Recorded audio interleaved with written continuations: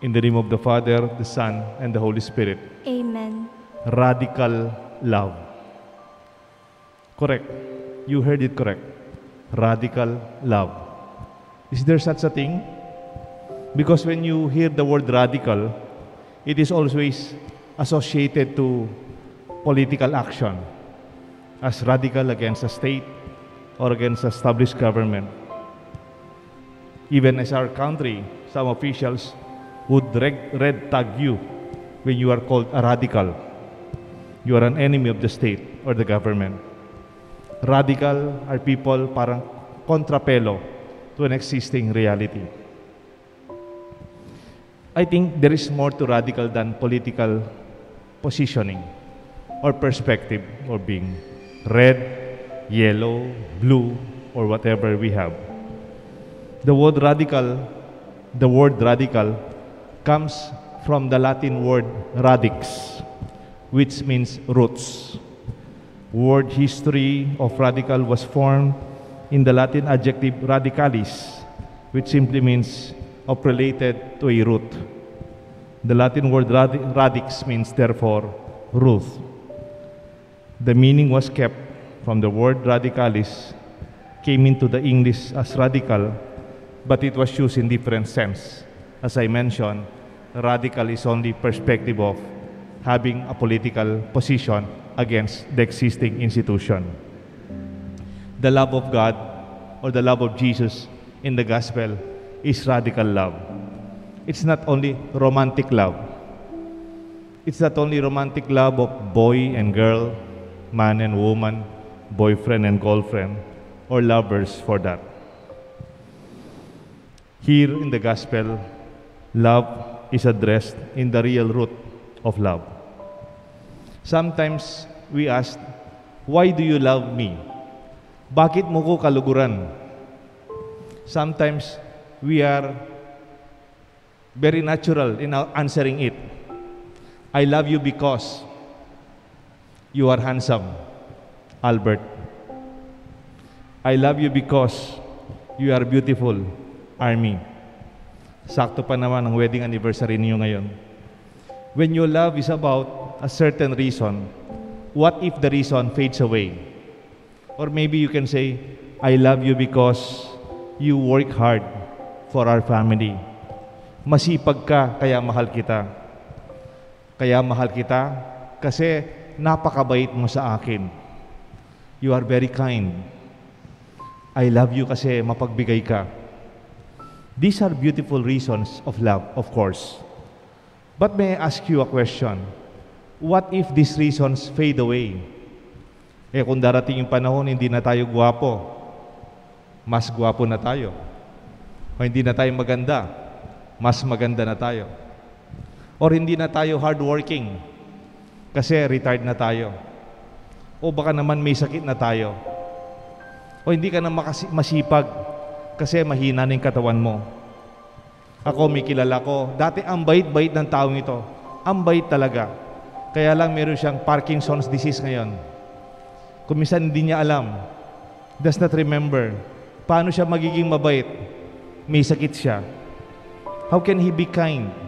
Sometimes he becomes unreasonable. Dati mapagbigay. Ngayon, mahirap ng buhay. Walang-wala.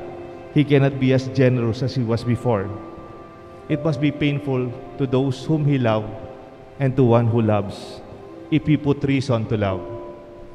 The love of Christ is radical. It's radical because it goes beyond your own reason of love. I love you, period. And that is the love of God for you. Not because I love you kasi nagsisimba ka araw-araw, Apong Cora.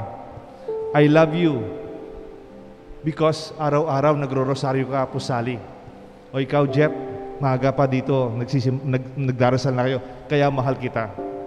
Paano darating panahon, Apong Cora, hindi ka makapagsimba dahil nagkasakit ka na?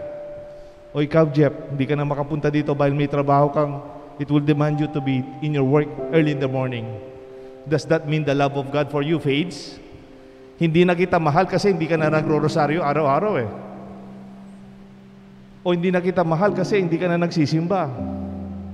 O hindi ka na mahal kasi nagkasala ka na. O nagkulang ka na sa akin. The love of God is not conditional. The love of God is not because of a certain purpose.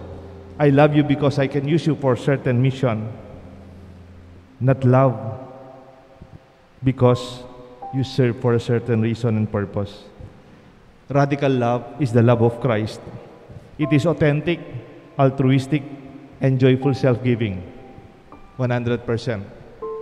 Remember when Jesus asked Peter, Peter, do you love me? It assumes that as Jesus asked that, because Jesus is indirectly saying, Peter, I love you. Even when you denied me 3 times. Even when you abandoned me when I needed you. Even when you promised over my dead body, no one will hurt you, Jesus. In your human frailty, you failed to be faithful to me.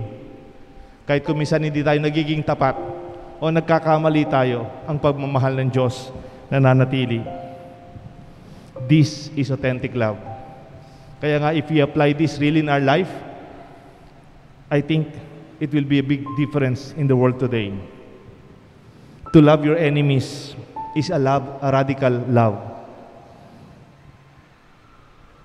This will bring a culture that is new. It is counter-culture against fighting the enemies, against building forces against your opponents. Di ba, ang uso ngayon, kung kalaban ka, kalaban ka. Kung kasangga ka, kasangga ka. Kung mahal kita, mahal kita. Kung hindi kita mahal, hindi kita mahal. As if love is categorized from that perspective. That is not radical love. That is not the love of God. Do you remember Mahatma Gandhi when he said, I believe in Christ, but I don't believe in you Christians. Maybe this is what Mahatma Gandhi is talking about. How Jesus radically showed Gandhi how to love. In fact, Mahatma Gandhi advocated active nonviolence, to stand actively for your sense of truth, your cause, for justice, without causing pain and violence to others. And yet Jesus is far beyond Gandhi. Gandhi only talked about standing for your truth, standing for your right, standing for what is just. And yet Jesus is talking about going beyond your truth, going beyond your own justice, going beyond of your own cause. It is going beyond the walls and territories of love. Na hindi mo lang sinasabing, tatayo ako sa karapatan ko, pero hindi kita sasaktan. Pero si Jesus, I will stand for my truth, but I will still love you, even when you crucified me. Do you remember one of the 7 last words of Jesus? Father, forgive them, for they do not know what they do. Pagkatapos ng sinaktan, pagkatapos ng halos pinapatay na siya ngayon, tapos ang dasal niya, Panginoon, patawarin po sila, hindi nila alam ang ginagawa nila. Isn't that radical love? Maybe kung ako na siguro nakapako doon, tayo na nakasabi doon, because of this pain, baka nagmumura na tayo, baka galit na tayo, maybe we are already cursing. And yet, this is the love of God that invites us to experience radical love. If you only love those who love you, what recompense can you say about those who love? Even the pagans do that. Even the tax collectors love those who love them. Our Christian love is radical love. It is not romantic love only. I love you because you love me. I love you because it feels good. I love you because you are faithful to me. The love of Christ goes back to the roots. The real source is God. For God is love, and the love of God is perfect. When the gospel ends up, so be perfect as your heavenly Father is perfect. This perfection is not about academic perfection, or you are perfect in your exams because you are intelligent and you have no mistakes. That is not the type of perfection the Lord is showing us. It is not intellectual perfection, or when you are without fault. Following the logic and the flow of the gospel today, perfect love, perfect as your Fatherly heaven is perfect, is about the perfect and radical love of God. I pray that your love will be the love of God that is radical and perfect. I invite you, level up your love. Ang tawag ko dito, level up your love challenge. Kaya mong magmahal yung mga taong mahirap mahalin? Kaya mong mahalin yung mga taong sinaktan ka? Kaya mong mahalin yung mga taong sinira ang pangalan mo? Kaya mong mahalin yung taong hindi magmamahal sa iyo? I tell you, try it, and you'll be closer to the perfection the Heavenly Father is inviting us. Let this be our good news. Let this be our challenge to love in a radical way. May God bless us all, the Father, the Son, and the Holy Spirit.